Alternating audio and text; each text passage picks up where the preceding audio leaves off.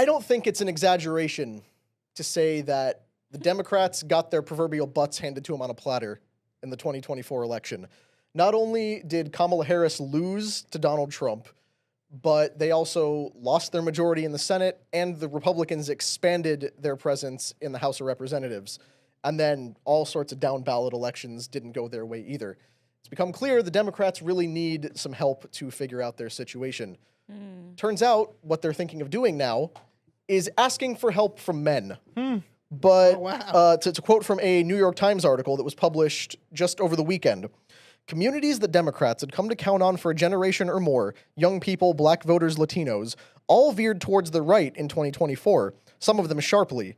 And unlike Mr. Trump's win in 2016, his victory last year could not be waved away as an outlier after he won the popular vote the first time. So what have they done? Well, turns out that a bunch of Democrat Party leaders have decided we need to get men back on board. We need to get men specifically to start voting for us again. So that report from the New York Times continues. Democratic donors and strategists have been gathering together at luxury hotels to discuss how to win back working-class voters, commissioning new projects that can read like anthropological studies of people from faraway places. The prospectus of one new $20 million effort obtained by the Times aims to reverse the erosion of Democrat support among young men, especially online. It is codenamed SAM, short for Speaking with American Men, a Strategic Plan, and promises investment to, quote, study the syntax, language, and content that gains attention and virality in these spaces. It recommends buying advertisements in video games, among other things. So, clearly, they are not learning their lesson. They don't know how to talk to men. Democrats have a huge problem attracting men. So, on that note, let's go to our resident expert about attracting men. Humberto, your thoughts? Nice. Good segue. There's nothing they can do about it. I'm telling you, the thing is that the perspective, like, first of all, men, they like to make their own decisions, make their own mind. And the way the Democratic Party talked down, abused, shunned, exposed, men for the good part of the last decade. It's been 10 years of men getting pounded, led by... Seems to be a recurring theme for this episode. Well, but there's nothing they can do about it. Nothing. Because the thing is... That's not true. No, Brandon, the people that are suffering the most is young men, all right? They can't buy a house. They can barely afford a car. They're going to rent for life. Some of them can't get jobs because of DEI. I mean, a lot of the DEI is rolling back.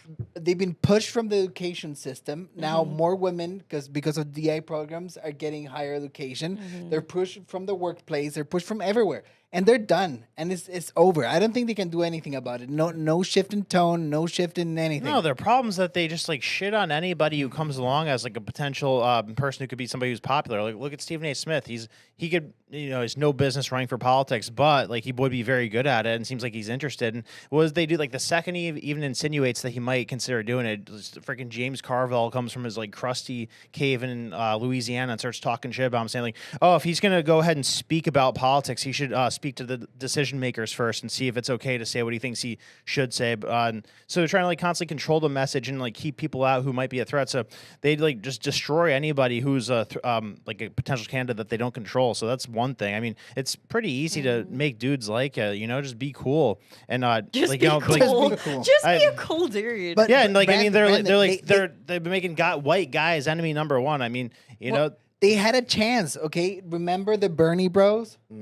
All right, they had a chance to do something. What they do to Bernie? Yeah, what did they do? They threw him under the bus. Yeah, the Superdelegates. So everyone was aboard. Joe Rogan, all the cool kids were Bernie Bros and whatever. He was talking about important stuff. It was all a bunch of bullshit, but it sounded good at least. But it sounded very He just nice. said, yeah, I'll make college free for you guys. And they're like, oh, really? He's like, yeah, 0.1% tax on Wall Street. They're like, oh, okay. And it's not nothing to show that any of that's true or feasible. But, that was enough to get half the young guys in America on board. So I think it's super easy for a Democrat to come along and get guys on board if they actually let that happen. But they refuse to let somebody they don't control get through the system. Yeah, I think they need to be careful because they might end up substituting one group for another. Because when you think about it, what is the main reason why they went after men? To appease the women, because women saw them as these evil controllers of society. They wanted to empower women with feminism, enough of men running the show.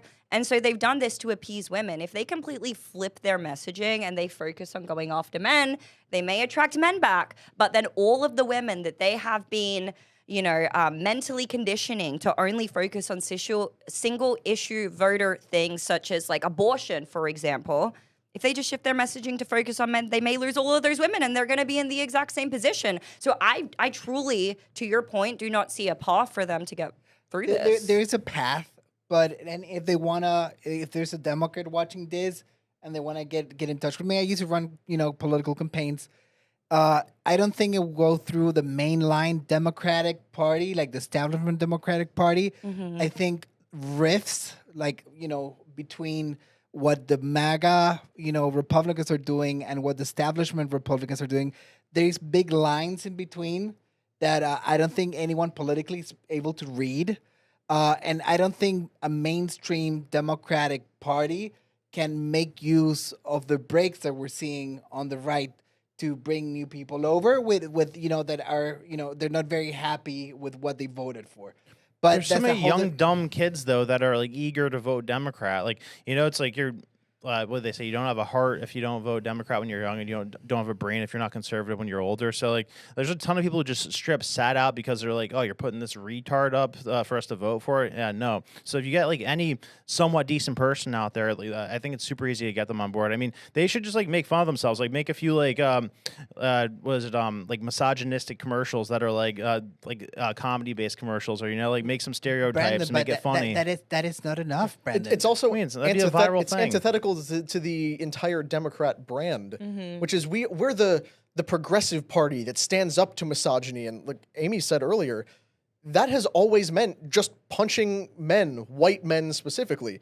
Remember, during the 2024 election, they had the white dudes for Harris thing. Yeah, which is such a fake thing. They got every lispy, quasi-effeminate male celebrity they could find, and Jeff Bridges, which really sucked. But they got them all together like, yeah, we're white and we love Harris. And it was a very unique thing that I commented on at the time, because it was the only time I've ever seen any major political party in the United States acknowledge white men as a voting category. Well, that tells you right there, though. That's who they're trying to get. But it comes across as so inauthentic. Yeah. Did a single white man who was going to vote for Trump switch to Harris because they saw, Josh Gad and James Franco and Jeff Bridges telling them to vote for Kamala Harris? And what it shows is how much they did. contrived the polling data as well, because they clearly would never have launched that initiative unless their internal polling showed that she was massively behind. You had everything, and I did polling. You guys remember I did the decision with Tom.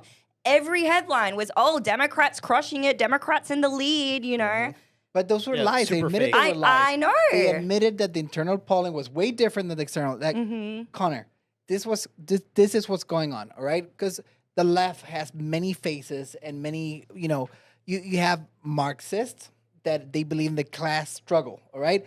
That is manly. Even though I absolutely disagree and I will dedicate my life to fight against communism, it's still a manly struggle, Connor, all right? Back in the 60s and 70s, you had the hardworking union guy that he will wake up. Hardworking is a stretch. No, but he will wake up at 5 a.m. to provide for his family, and he was built like a brick house and sweaty and, just putting things together. And then that is not the core. Like, you don't have a Marxist, manly core. And men in general, they're more politically active. They're more politically awake in the decision-taking. And the core that it shifted to like a postmodern, deconstructed core that it's an entitled core, all right? Foreigners, women, LGBT plus. But the party's been infiltrated, though. This isn't the real Democrat Party. It was infiltrated by like the rules for radicals thing. Like they identified the Democrat Party as like a weaker, more susceptible thing to like this like radical influence that they were going with. Like they made something that's totally not, and that's why everything seems like it's on the right now because of how far left. And why everyone's leaving, right? Yeah, but what is the Democrat Party supposed to be then? For the workers. Yeah, what is it that they represent? And let me ask you guys a question as well on that note, because we've seen so many people who are on the left now disavow because they say it doesn't reflect anything of what their values were.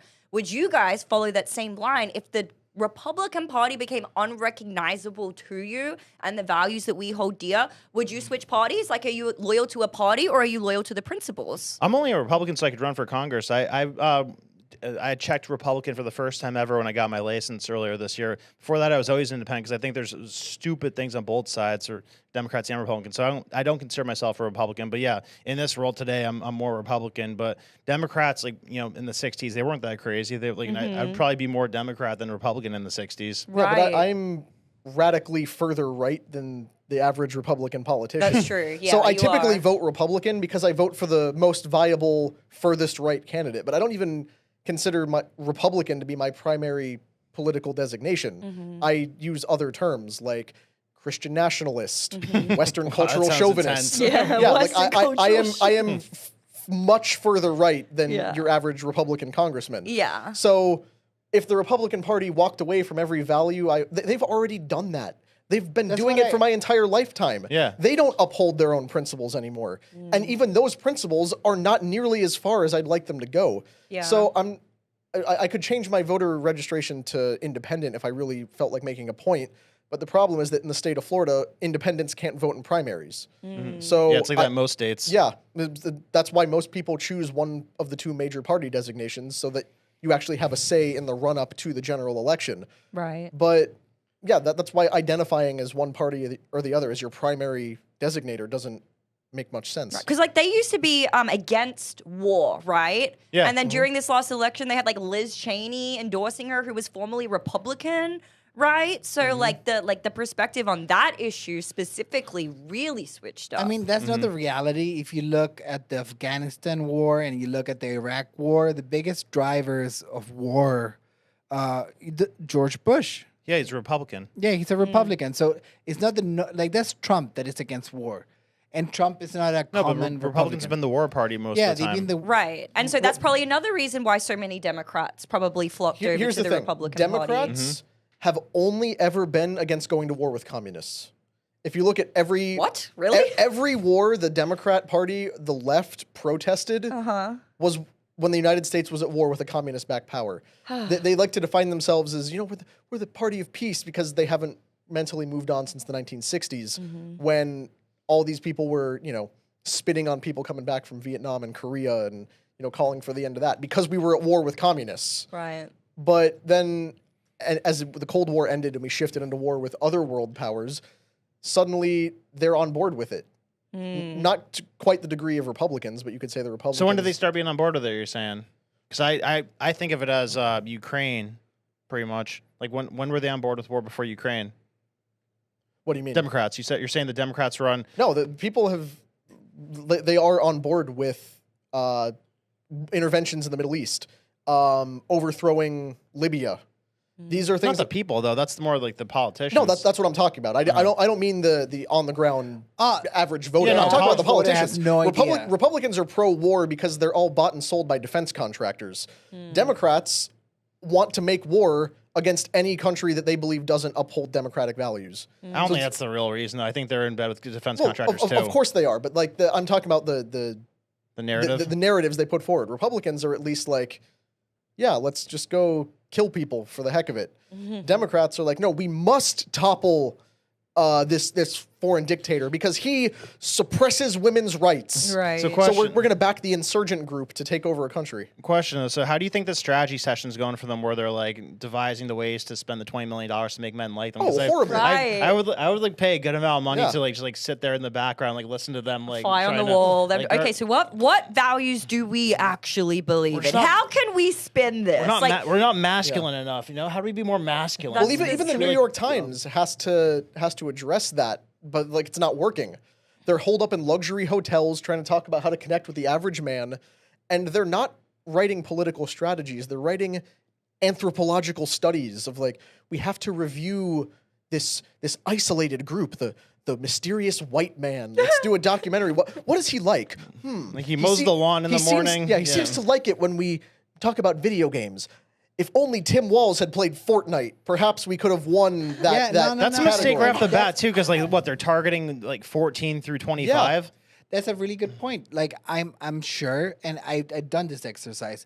I asked people why they voted for Trump, and every single person I ask, they have a concrete, straight up, they have Policy, something. Yeah, they have Yeah. a reason. They're like, oh, I was tired of the border. I was tired of the economy. I was tired of this, tired of that, tired of that. Like they have a reason that directly affects their lives to have that opinion. Yes. Now, if you ask most Democrats that did not vote for Trump and voted for Kamala, they would be like, oh, he wasn't Trump.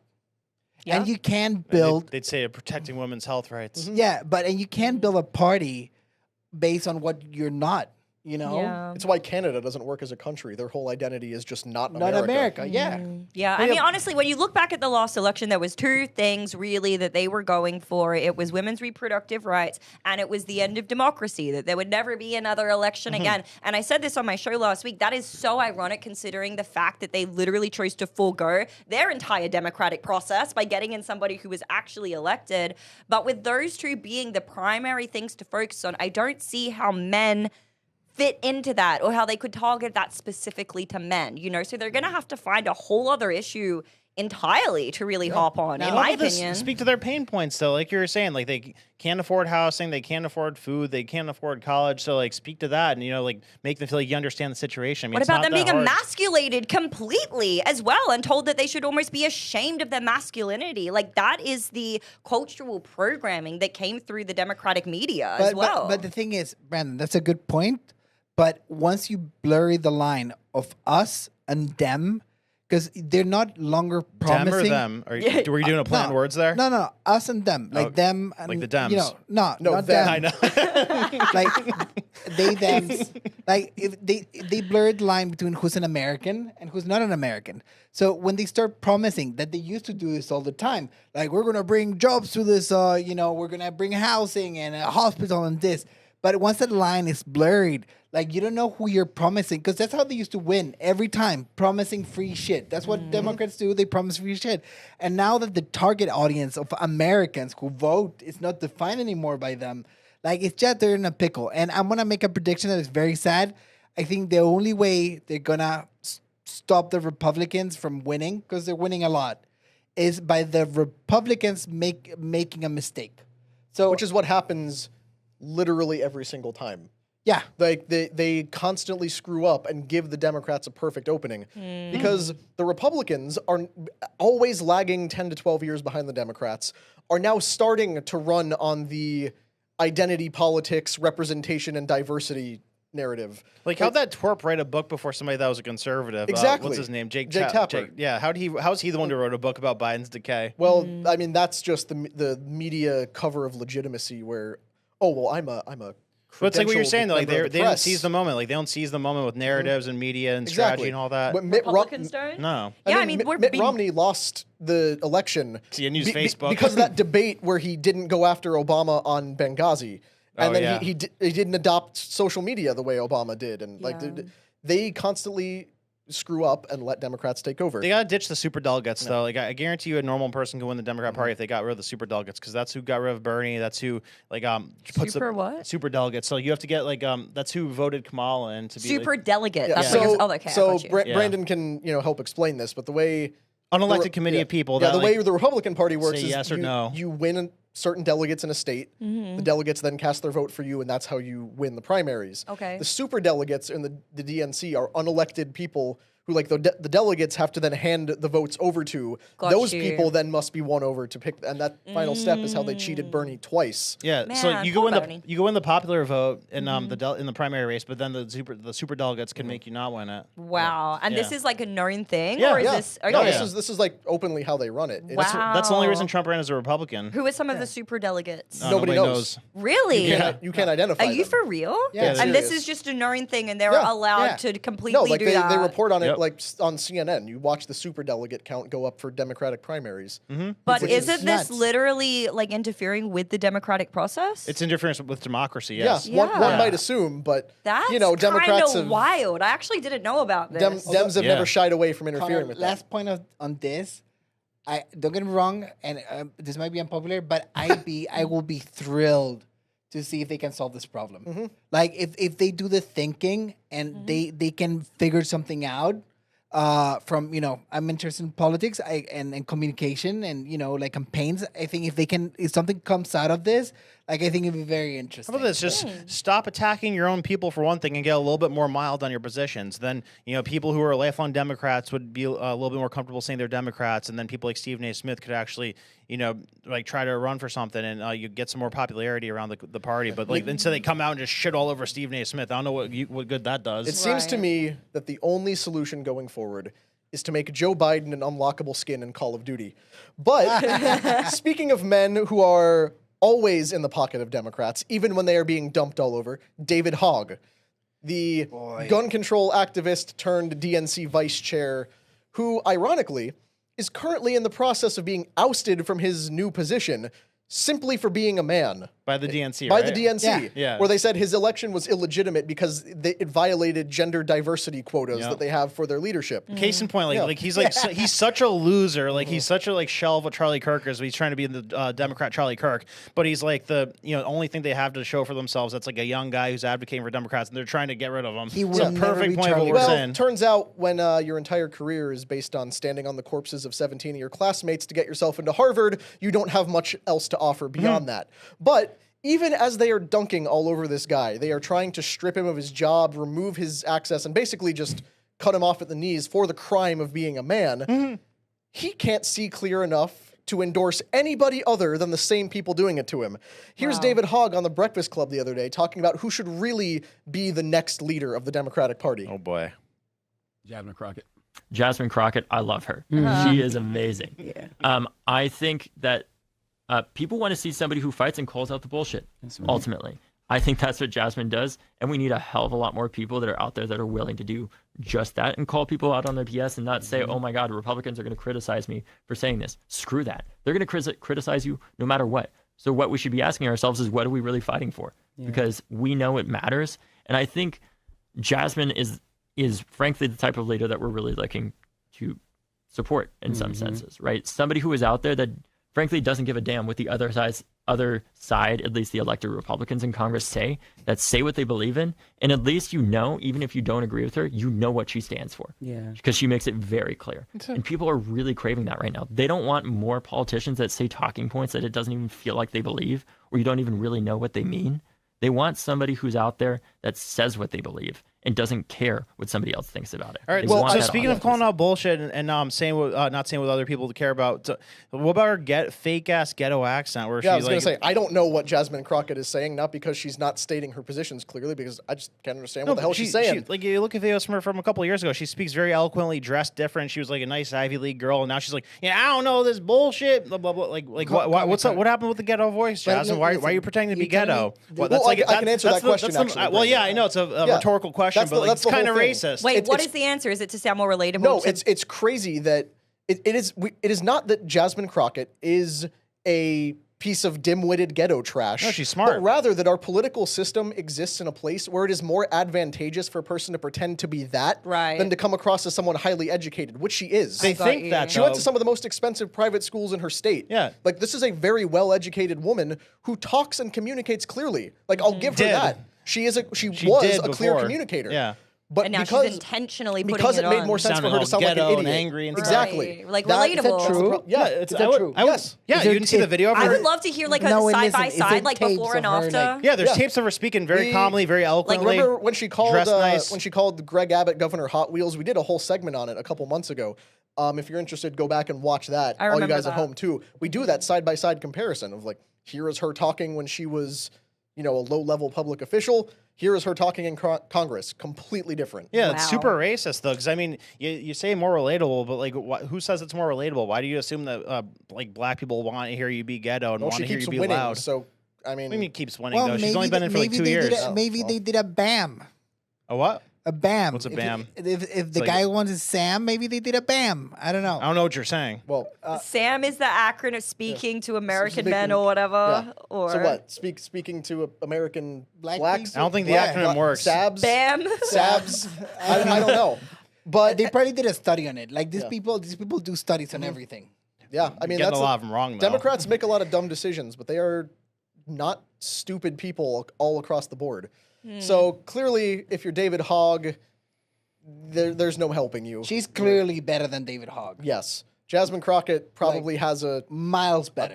pretty decent future in the Because this Democratic guy Party. can't even talk good. Yeah. You know, like, you see him? Yeah, he's like whispering. yeah, I'm he's not a fan. not a fan at all. Yeah. You'll never be Charlie Kirk. Oh, well. But yeah, no, I mean, I think that like this guy's a perfect example of what we were just talking about, though. Because I mean, like he's seen as somebody who's like a leader in the party, and why are they coming down on him? Yeah, he has nothing to offer, but he could if they would just support him. But they won't because he doesn't have the right representative statistics. But anyway, clearly it's a sad state of affairs for men in the Democratic Party. So if you like this clip, click right here. And if you want to see more like it, click right here. Stay angry, Patriots.